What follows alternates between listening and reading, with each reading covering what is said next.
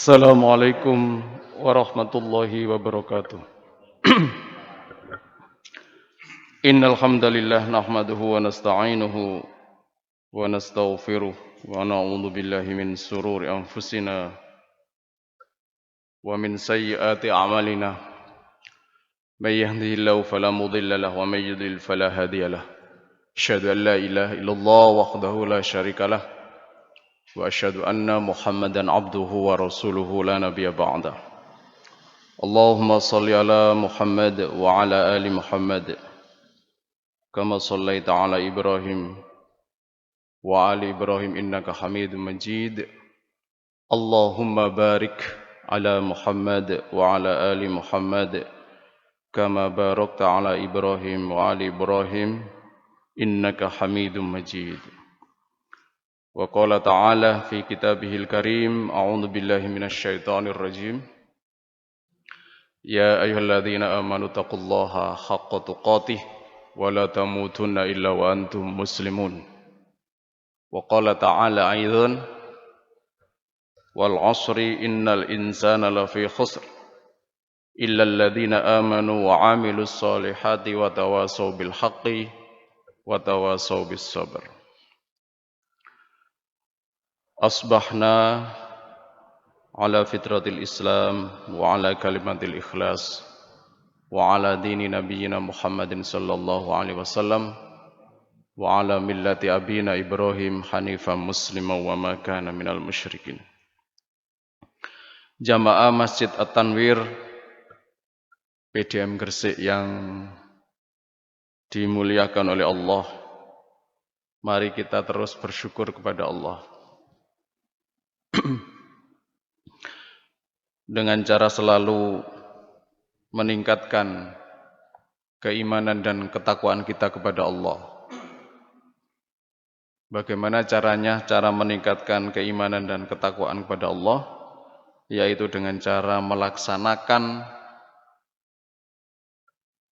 segala perintah-perintahnya Allah dan meninggalkan segala larangan-larangan Allah yang telah diharamkan dalam syariat kita. Jamaah rahimakumullah, saya akan bawakan satu tema kultum subuh pagi ini, mengambil tema di dalam Quran surat Al-Asr. A'udzu billahi minasyaitonir rajim. Wal 'asri, demi masa. Ada mengartikan demi masa, demi waktu asar. Waktu asar itu adalah waktu yang akan menjelang kepada waktu maghrib. Kalau kita melihat perjalanan matahari dari pagi sampai malam, maka waktu asar itu adalah waktu yang akan tenggelam. Maka sesungguhnya dalam kehidupan kita ini ya menjelang kematian, menjelang hari kiamat, menjelang yang lain. Maka kemudian dilanjutkan dalam surat ini, innal insana lafi khusrin. Sesungguhnya manusia itu dalam keadaan merugi. Ada yang mengartikan, jamaah rahimakumullah, sesungguhnya manusia itu cenderung kepada kerugian. Coba kita amati, kita rasakan dalam jiwa dan tubuh kita masing-masing. Bagaimana kita merasakan bahwa dorongan nafsu itu luar biasa kuat. Nafsu kita diajak untuk ibadah kepada Allah, kadang-kadang timbul rasa malasnya. Orang itu kepingin sukses tanpa kerja keras, kepinginnya begitu. Orang itu kepingin kaya Tetapi ya bagaimana caranya kaya tapi tidak terlalu keras dalam bekerjanya. Orang itu kepingin meraih yang lain yang lebih besar, yang lebih gemilang, tapi tidak mau kerja keras. Sholat juga malas, mengeluarkan zakat, infak, sedekah juga berat. Nah inilah nafsu-nafsu kita. La fi khusrin, cenderung kepada kerugian. Cenderung menuju kepada kerugian. Jamaah rahimakumullah. Maka di dalam puasa ini itu adalah melatih, ngajari nafsu kita supaya tidak ada kecenderungan-kecenderungan dalam kerugian itu. Illal ladzina amanu wa amilus solihati wa tawasau bil haqqi wa tawasau bis sabr. Maka kemudian Allah memberikan resep kepada kita sekalian bagaimana supaya kita ini tidak kecenderungan dalam kerugian, menuju kerugian. Maka yang pertama adalah amanu, iman kita kepada Allah. Nanti dalam konsep ini itu ada konsep perbaikan internal dan ada konsep komunitas eksternal. Maksudnya di luar diri kita. Yang pertama, amanu, iman. Ini adalah menguatkan pada posisi pribadi kita masing-masing. Bagaimana kita setiap saat, setiap hari, lalu dalam jiwa kita memupuk nilai-nilai keimanan ini supaya semakin hari semakin kuat. Maka jangan disalahkan. Ada saudara-saudara kita untuk menguatkan keimanannya itu, menggantungkan hatinya itu, melatih keikhlasannya itu, melatih zikirnya itu, ingat kepada Allah. Ada saudara kita yang setiap hari tidak lepas di dalam tangannya atau sakunya itu ada tasbih kecil. Nah, di situ kemudian dia media itu untuk mengingatkan dia. Saya kira itu tidak apa-apa. Karena itu adalah untuk tazkiyatun nafasnya ini. Ingatnya ini, melatih ingatnya terus ini kepada Allah Subhanahu wa taala.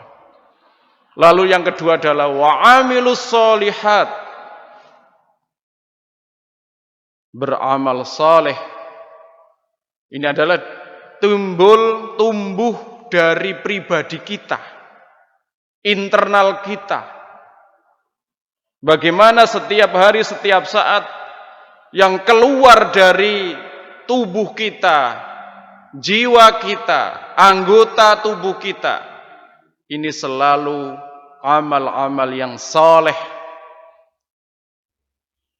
Maka kalau di dalam tubuh kita sudah ada penguatan dua hal ini, i'tiqad, keyakinan, keimanannya kuat, lalu dibuktikan dengan amal-amal yang saleh, maka kemudian yang ketiga resep dari Allah itu adalah watawasau bil haq, saling menasehati, nasihat yang hak, yang benar. Nah, nasihat ini kan komunitas di antara kita ini, saling menasehati.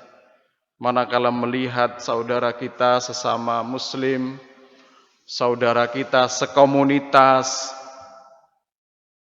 ada yang kita lihat melenceng jauh dari nilai-nilai agama, kemudian kita berbisik kepada mereka, kepada saudara kita, supaya tidak terjerumus kepada kerugian. Dan yang keempat adalah watawasau bis sabr, saling menasehati dengan penuh kesabaran. Menasehati, hadirin jamaah rahimakumullah, menasehati kesabaran ini tidak mudah. Ya.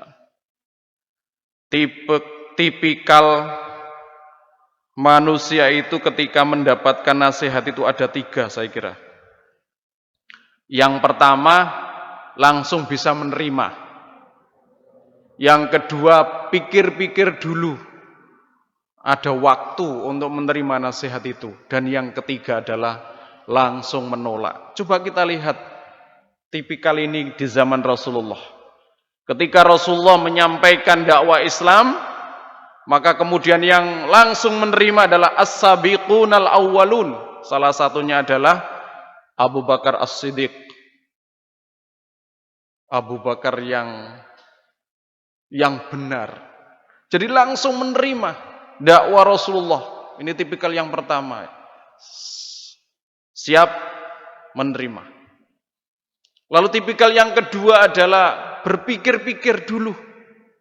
Coba kita lihat di zaman Rasulullah bisa menerima Islam itu ketika ada peristiwa Fathul Mekah.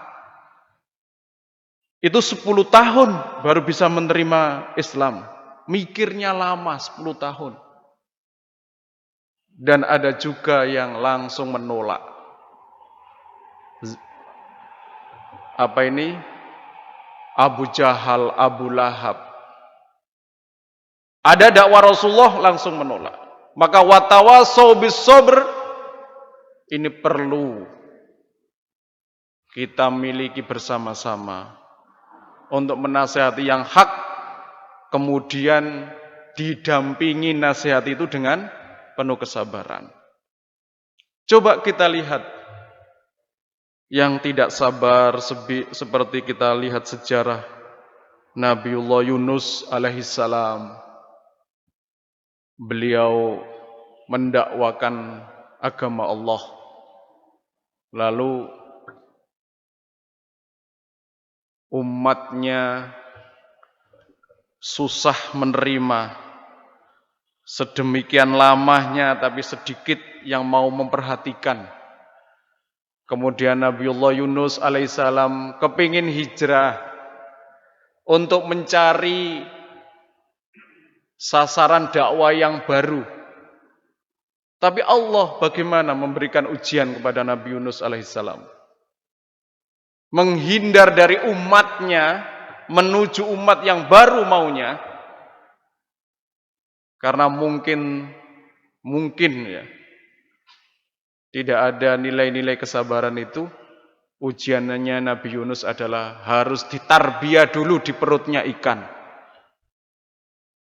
Nah, ketika setelah selesai tarbiyahnya, selesai pendidikannya di perut ikan, baru menyadari ini harus penuh dengan kesabaran dalam dakwah Islam. Nah, insya Allah kalau dalam diri kita, komunitas kita mengamalkan nilai-nilai surat Al-Asr ini, insya Allah kita menjadi manusia yang beruntung, manusia yang tidak merugi. Maka kita ciptakan dalam diri kita, komunitas kita ini, ada nilai-nilai keimanan, ada nilai-nilai amal soleh, kemudian berlaku saling menasehati dalam nasihat yang benar, dan menasehati dalam penuh kesabaran. Fa insyaallah sekali lagi kita akan menjadi manusia yang beruntung, baik beruntung di dunia, apalagi nanti beruntung di akhirat. Demikian yang bisa saya sampaikan dalam kultum pagi ini. Mudah-mudahan menjadi pengingat untuk kita semuanya. Aqulu qouli hadza fastaghfiruh. Wassalamualaikum warahmatullahi wabarakatuh.